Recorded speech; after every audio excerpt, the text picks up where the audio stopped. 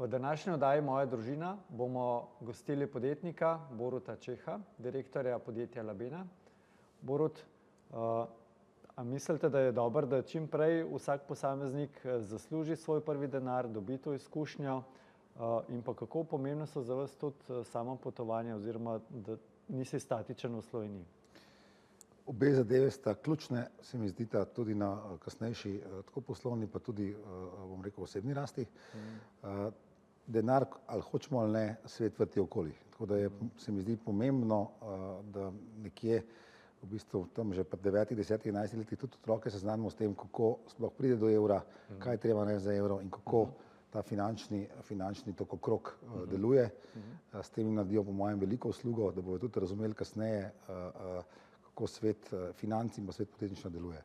Potovanja pa seveda saj dajo perspektivo z drugih zornih kotov, z drugih dimenzij, z drugih kultur in pa z drugih barv.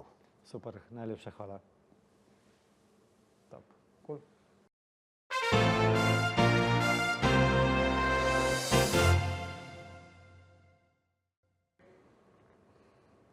Spoštovane gledalke in gledalci, v današnji oddaji Moja družina bomo spoznali zgodbo podjetnika, inovatorja in vizionarja, ki je z odločnostjo in predanostjo ustvaril eno vodilnih podjetij na področju laboratorijske analitike, farmacevtskih rešitev in biotehnologije v regiji.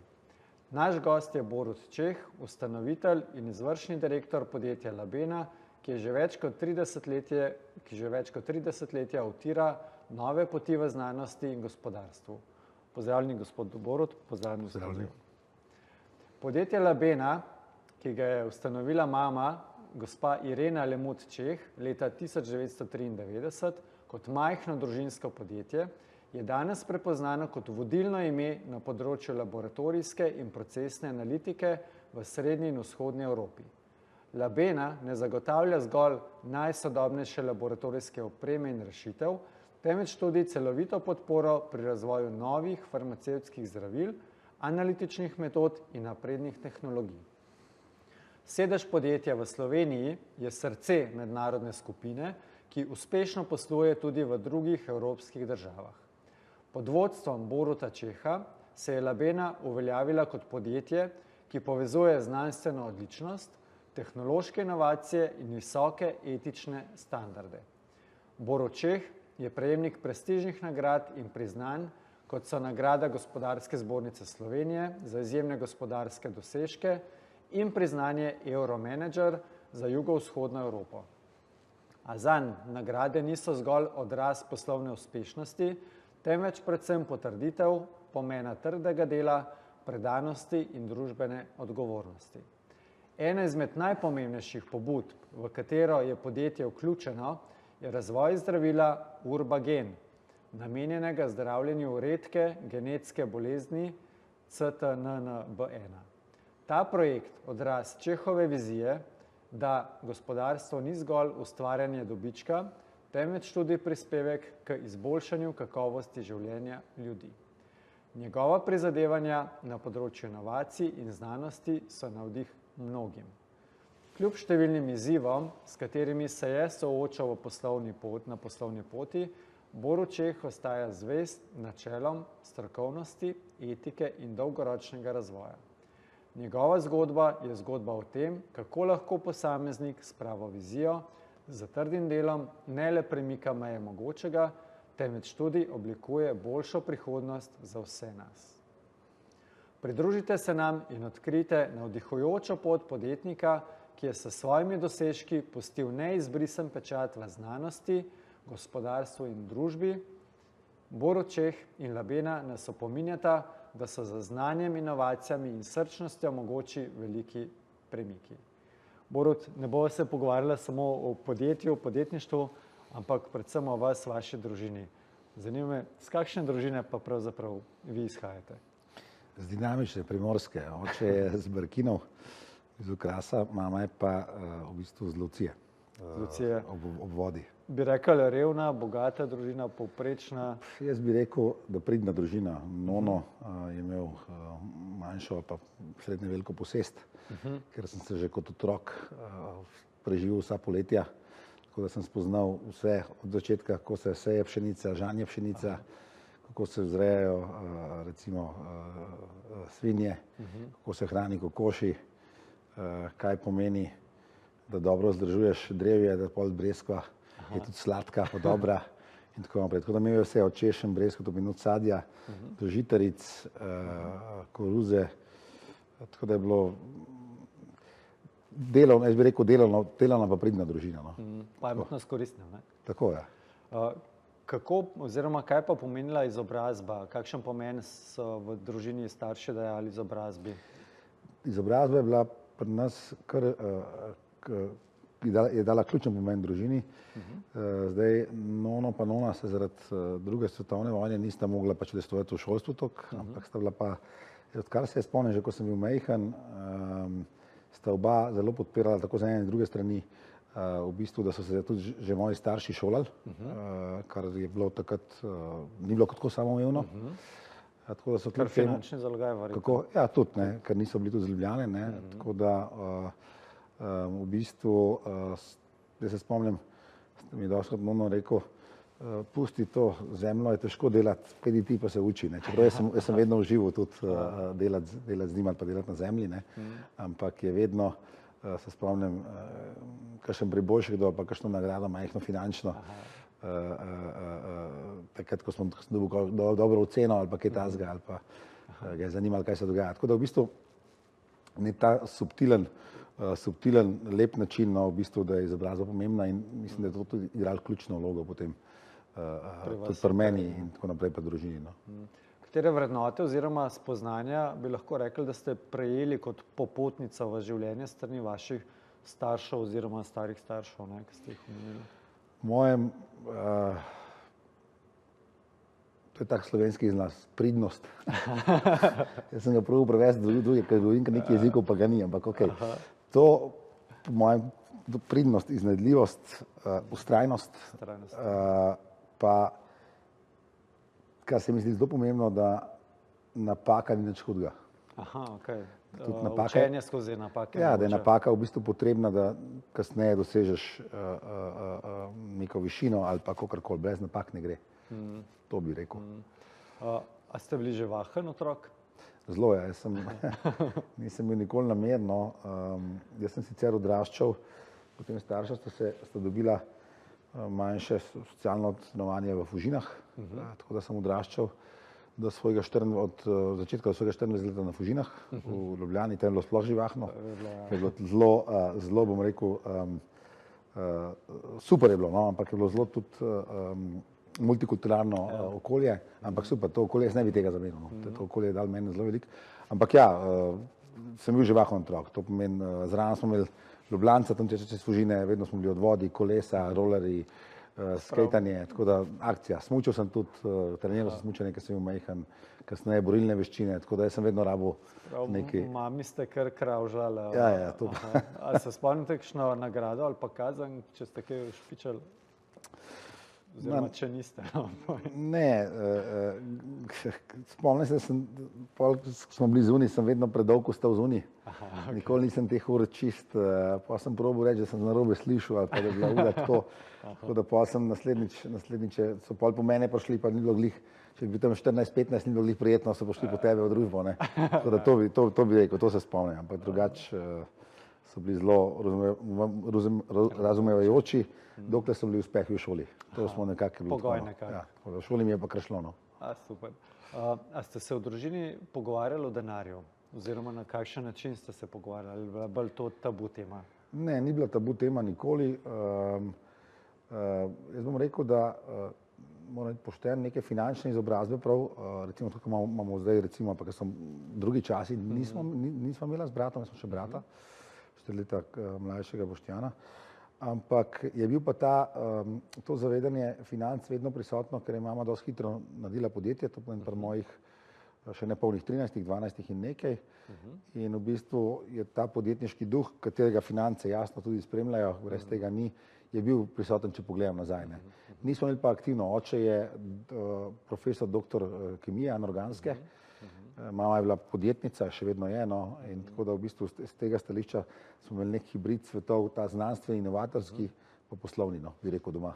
V bistvu glih nekako ste pa vi to združili, pa z bratom sodelujete tudi, ne? Ja, jaz sem končal potem kasneje univerzitetni program elektrotehnike, no. Jaz sem elektrotehnik, telekomunikacije, pa sem se malo bolj usmeril v inovativne zadeve z opremo z medicino na tem področju. Proti koncu fakultete Boštjan, brat je pa farmacevt.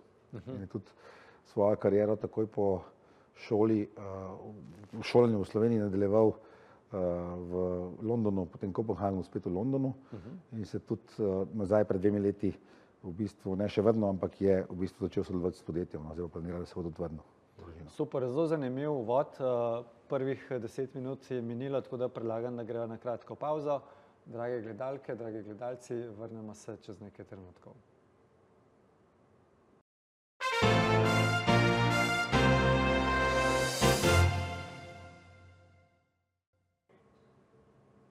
Dobrodošli nazaj v oddaji Moja družina.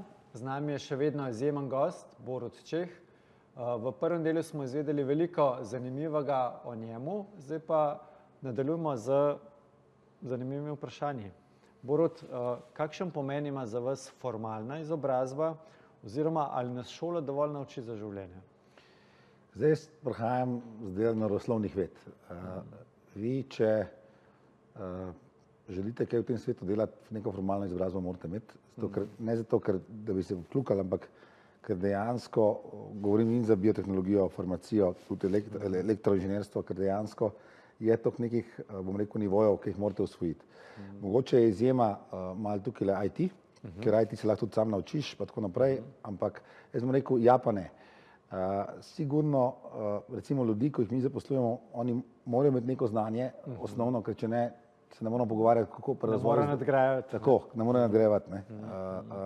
Tudi jaz bom dal primer kar na sebi. Jaz sem elektroinženir, zelo hitro sem se priučil tudi drugih znanosti, biotehnologije, ampak jaz tega ne morem nadgrajevati, ker nimamo osnovne podlage. Zato imam fantastičen tim, imamo, ki to dela, mlad in tako naprej, vsaka jim čast, ampak tudi v tem segmentu je pomembna.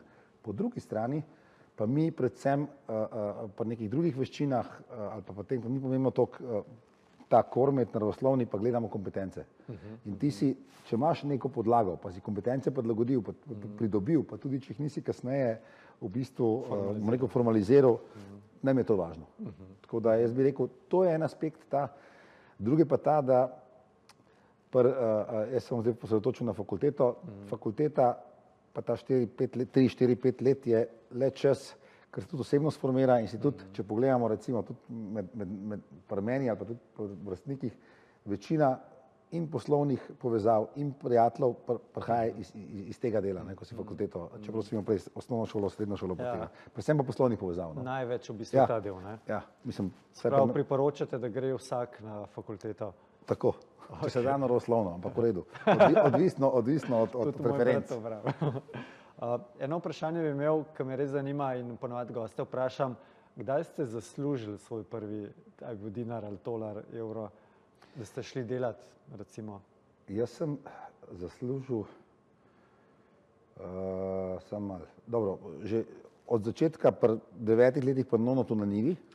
Mislim, ni on rekel, da bom dal, ampak potem, ko sem v kopu, je vedno kaj premaknil, ampak to je bilo bolj, da je malo pokazal vrednost denarja, ampak da je treba delo, ni to, ampak zaslužil sem pa, mislim, da v prvem letniku srednje sem delal, je bila ena služba, en del poletja v kemofarmaciji, sem delal, pregledoval sem v bistvu neke indente za skladišče, nič tazga, študentsko delo.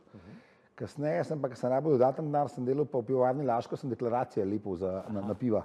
Ker jaz sem zelo rad potoval in potem sem si ponovadi že 2-3 mesece, takrat sem šel v Španijo in sem šel z backpackom v Španijo in sem takrat ni bilo še kartic, tok, govorimo o začetku 90-ih. In pol najboljš imeti kar cash.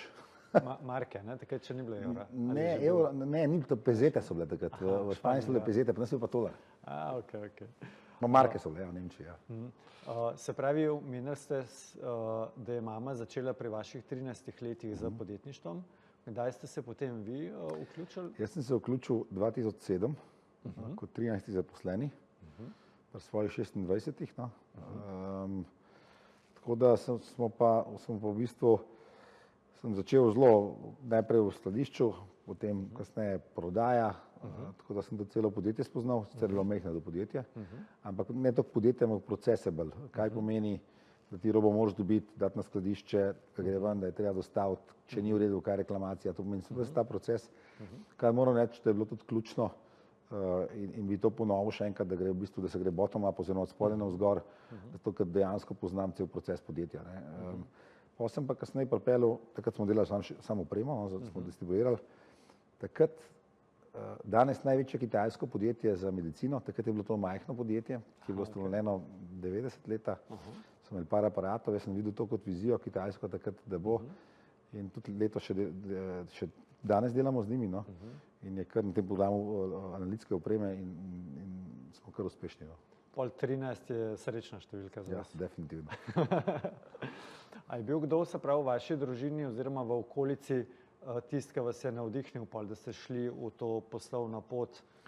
Tukaj je sigurno mama, no, Irena, tako da to, za ta bolj naravosloven del pa oče, ko sem rekel, je bil vedno zelo, sicer je kemik, je pa bil zelo vsestranski tip, tako da na Fužinah, ko smo odraščali, ko smo imeli razred, nas je učil kemijo, matematiko, fiziko in biologijo.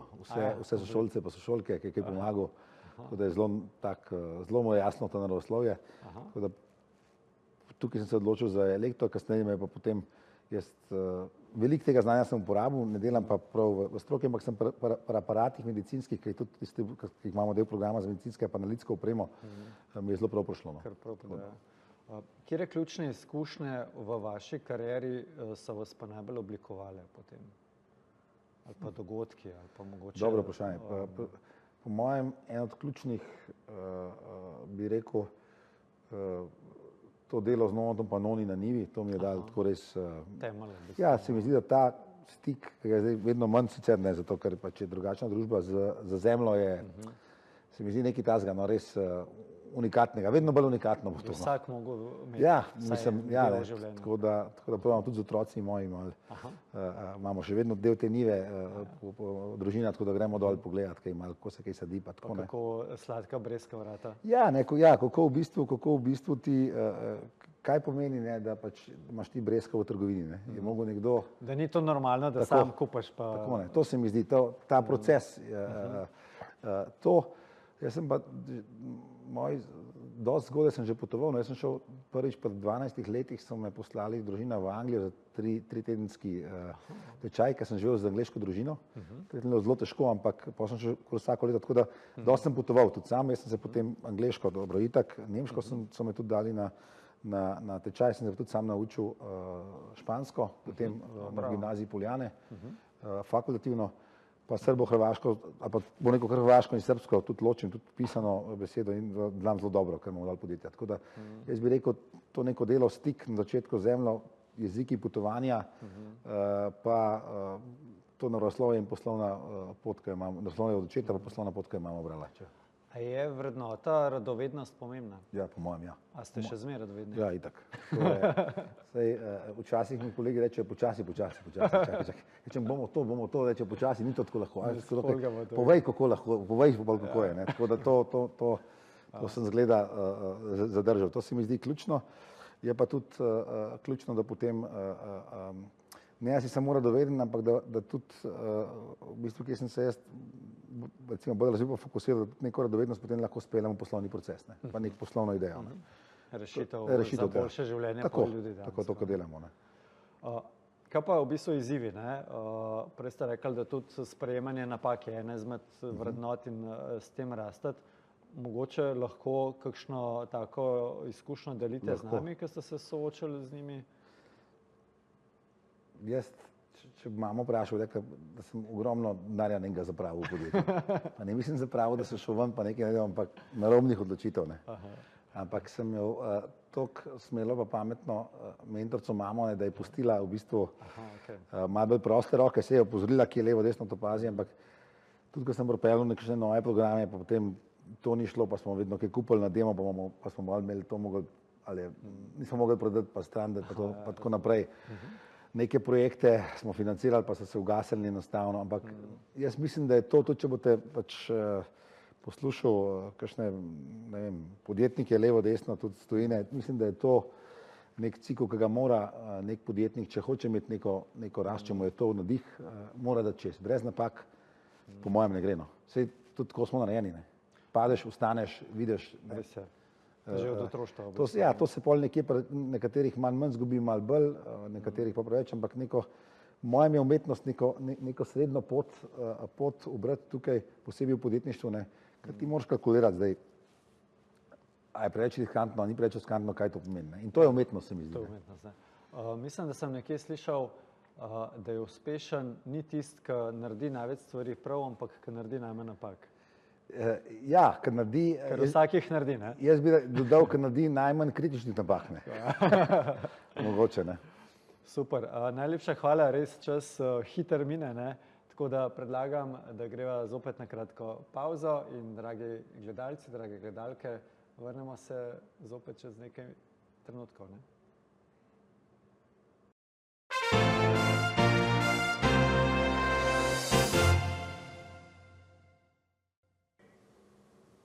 Dobrodošli nazaj v oddaji Moja družina.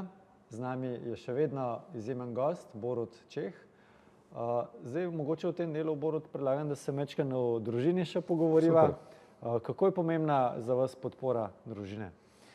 Ja, glejte, jaz mogoče sem subjektiven, ampak delam v družinskem podjetju. Tako da, ne, pač, jaz mislim, da je podpora družine, jaz bom rekel,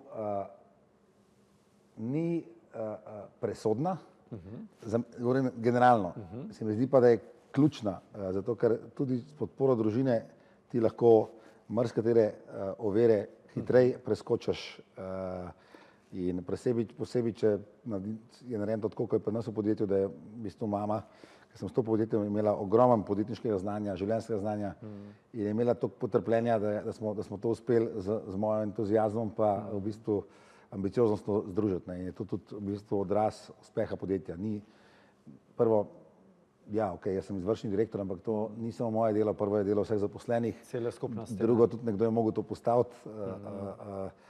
Zdaj nekateri tudi rečejo potem, da je lahko prevzeti, ker si že nekaj imel postavljen, ja, je pa ni, ne. Lahko je tudi zafrkniti nekaj že, ker si imel postavljen. Mogoče še lažje, ne. Tako da odvisno, kaj lažje. Tako da se mi zdi, da podpora družine je pri hitrem vzponu, napredku, ambicioznosti ključna. In razumevanje v bistvu znotraj najožje celice.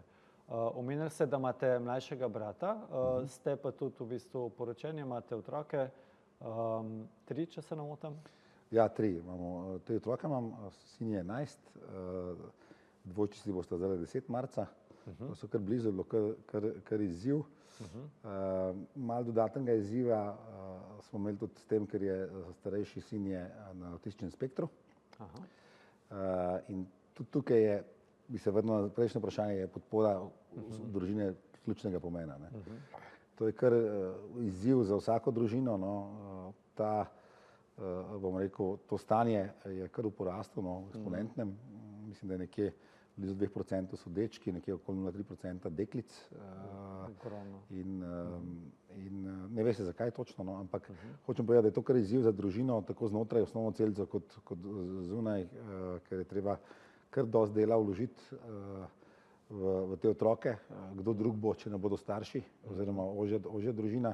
Pomembno pa je tudi, da se vloži, če smem, v bistvu, da se začne s temi otroci delati že, če se da, pred 2. letom in pa vse zgodnje otroštvo in pa primarne fazo socializacije, ker so tudi rezultati veliko boljši in kasneje, ko se nekako to vleže, lažje se znajde v družbi. Mogoče ni pol čisto vprašanje za najin razgovor, me čisto tako zanima, kako pa pred 2. letom ugotovite, da je otrok avtist? V Sloveniji težko, da bom kar direkten, tak sem, zato ker pač te najprej pomirijo, da je da se bo vse zniveliralo levo, desno. Imamo sicer razvojne ambulante, ampak so zelo kategorični, zelo nekih, bom rekel, okvirih. Kako ugotoviti? Tako da poslušata starša sama sebe in ne data miru, če mislite, da je kaj z otrokom narobe. Pa tudi, če ni nič narobe, hvala Bogu, vsi potrdijo nič narobe. Tako da na svet mladim staršem je bil, če sumite, da je nekaj narobe, pa tudi, če ste preparanoični, je boljše, da vam rečejo ni, pa preverijo, kot da vas pomirijo, rečejo, nič ni, pa greste stran. Tako bi jaz rekel. V bistvu ste dejansko res lep primer družinskega človeka, podjetnika in dejansko uspešnega podjetnika z več kot 100 zaposlenimi v podjetju. 156, ja. V večjih državah in vidimo na vašem primeru, da ste dokazali, da se da, ne, v principu, vse to skupaj shendlati po domačečen. Ampak zanima me, ker verjetno ne delate samo 24 ur na dan, tudi spite, kako se pa sprostite v bistvu? Jaz vam blazno rad se družim z otroci, no, to, tako da za vikende na telefon ne odgovarjam, no, po petka do nedelje tudi ne delam nič za službo. Dokler sem imel enega, sem še nekaj probal, pol, ko sta prišle še dvojčice, v enem letu in 4 mesece je bilo to, ampak ne za to sam, ampak tudi zato, ker se otrokom se moraš posvetiti, ne. To drugo, sem zelo družaben človek, no, tako da se tudi imam kar širok diapazon ljudi, se dosti rad podružim, pa sproščajo me športi, predvsem pa smučanje, ker sem ga kot mlad, ko sem bil mlajši, sem ga treniral, no. Tako da to, kakšno knjigo dobro, ko uspem preberem, to je pa to, potem pa že počasi manjka, no. Časa, no. Pa rad potujem, no, to tudi. Z družino? Družino ali pa tudi nobeno potovanje, tudi poslovno mi ni problem, vedno je v kakšnem mestu kaj zanimivega, vedno razgovor s kom, kaj nosi, to mi je tako, no, to življenjsko bolj, no. Veliko mladih nima otrok, zato ker reče, lejte, prvo moram kariero poštimati, pol bom pa za družino. Nikoli ni to prav čas, pa skozi je prav čas. Kakor zavrčevati. Ampak, mislim, ne vem, saj si potem, tako s vsemi stvarmi, če je kaj novega, pa ti da prilagodiš zadevo, ne. Ja. Se pravi, edina stalnica so spremembe, ne? Tako. Okay. Kaj bi svetovali mladim, ki šele stopajo na svojo poslovno pot, katere ključne lekcije bi jim mogoče hoteli predati? Dobro vprašanje. Po mojem, eno, da so to, kar so prej rekla, čim bolj radovedni. Drugo, da se pri napakah ali pa padcih ne ustavijo, ker za vsakim padcem ali pa dolino mora biti hrib. To. In pa, da težijo k temu, da pridejo do ljudi, pa sprašujejo ljudi o temah, ki jih zanimajo, ki so v temu vrhunski ali pa dobri ali pa ki so leta pred njimi. Tako tudi najlažje preskoke delaš in da dokler ne zmanjka zakaj, sprašujejo zakaj. Prav, se to verjetno nikoli ne zmanjka, ne? Ne, ampak po določeni temi nekje, ko prideš do konca, ko imaš neko temo, tu sprašuješ, ker dostikrat se kakšni mladi potem se ne upajo naprej vprašati, ker rečejo, bom pa malo čudno izpadel. Ni, ne. Saj si mlad, se lahko vprašaš, saj ni. Vsi vemo, da pač smo tudi mišli čez to pot. Tudi UNKV z veseljem odgovori, ne? Tako je, to je vedno tako. Vedno tako. Se pravi, to večgeneracijsko sodelovanje oziroma medgeneracijsko sodelovanje je tudi ključnega pomena, ne, nazadnje? To je ključnega pomena, tudi pomena, jaz sem ponosen, da recimo tudi v našem podjetju imamo preko okoli 30% ljudi z doktorati. Od tega je večinoma na vodilnih pozicijah so večinoma ženske, v 60%, večina je žensk, okoli 65% v podjetju, 90% podjetja ima visoko šolsko izobrazbo in ne samo to medgeneracijsko, imamo tudi diapazon od 25 let pa do pred upokojitve. Imamo tudi program, da v upokojitvi vključimo nazaj ljudi, ampak tudi, bom rekel, da je pomešano med spoloma. To je zelo dobro za dobro okolje, posebej pa inovativno okolje. Glede na to, da se počasi bližava koncu oddaje, me zanima, a bi koga izpostavili kot vaš navdih privat ali v poslu? Privat bi rekel, da je moj navdih bil moj nono Ivan Lemot. To bi. Evo, kratko. Imeli smo zelo enega dobrega učitelja, Hvalico na Fužinah, ki nas je potem zapustil v 6. razredu, ki je učil kemijo pa fiziko, naravoslovec. Potem pa jasno poslovno, ko sem rekel mama, oče akademsko, pa brat, kaj je dosegel v tujini, recimo. Tudi se mi zdi, da je še en level višji. Bravo. Pa mogoče zadnje vprašanje, kaj za vas pomeni, da imate življenje v ravnotežju? To je pa dobro vprašanje. To skozi probam loviti. To mi je, veste, kakšna mi je prispodoba. Jaz sem tudi nekaj časa, dokler nisem otrok, dobil sem surfal, wave surfal. In tam je ta šport je zelo težek, zato ker moraš skozi uravnoteženo videti, ampak pustimo. Uravnoteženo predvsem, da dobim spanca toliko, da nisem utrujen zjutraj. Zdaj to je različno za kaj ljudi, to je prvo. Drugo, da sem dovolj z družino doma. Tretje, poslovno, pa da ni preveč stvari, da je stvari ravno prav, da jih lahko delegiram, da podjetje optimalno deluje. Super. Najlepša hvala za vaš obisk. Res veliko zanimivih stvari ste delili z nami. Verjamem, da vas čaka zelo uspešna kariera in, bom rekel, uspešno življenje. Tudi ne nazadnje hvala, ker delate veliko na družbenem, bom rekel, področju in skozi dejavnosti vaše firme dejansko pomagate, da je svet lepši pa bolj zdrav. Eni pravijo boljše tudi preventiva kot kurativa. To vedno več bo preventive. Tako da najlepša hvala, drage gledalke, dragi gledalci. Verjamem, da ste veliko zanimivih koristnih stvari slišali in vabim vas, da si ogledate naslednjo oddajo z našimi novimi gosti.